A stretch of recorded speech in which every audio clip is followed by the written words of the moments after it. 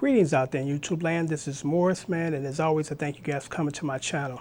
Today I'm going to do another short, brief, special video, which was triggered from one of my subscribers, Curtis, my good friend in California. How you doing?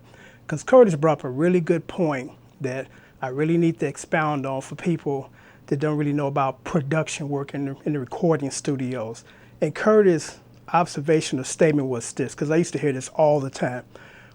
I listened to my favorite artist's album, and after hearing it, enjoying it, I go to their concert when they come to town. And when they come to town and play the hits off the album, it sounds nothing like the record. Why? And here's the answer why. You play by the sword, you die by the sword. And what I mean by that is studio tricks. And like I mentioned in one of my earlier videos today about Morrisman, the music producer, when I wrote for particular artists, I evaluated the band, meaning that do they have two guitar players? If they do, I'll write a song that have two guitar parts.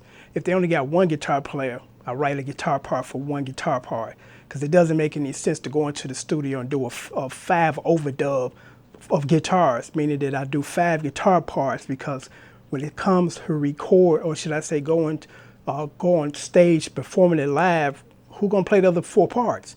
Unless you hire 4 more guys on the stage to play 5 guitar parts.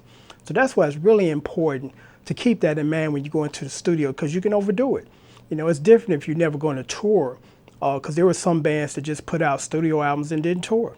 You know, in that case, you can put together, you know, whatever you want. But when you planning on doing these recordings live, you need to try to come as close as possible to what you did in the studio when you come on stage. Because I used to hear that statement regarding the Parliament big time.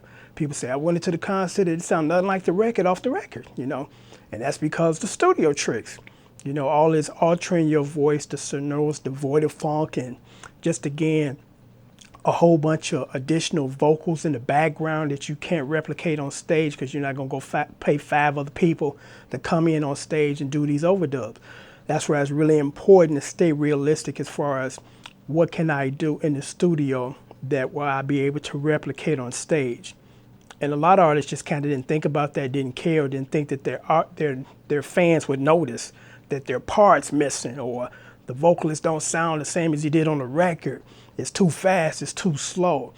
There's some things missing, there's some things added, you know. So it's really important to really go in and not overdo it, because again, you go in the studio and create all types of things that you can't create or replicate on stage. So again, I thought I would put together this quick video because people have been saying this throughout the years. It don't sound like the record. That's the reason why it don't sound like a record. Too many added things that they can't perform live on stage. So I hope that this was entertaining, educational. Till next time, thanks for watching.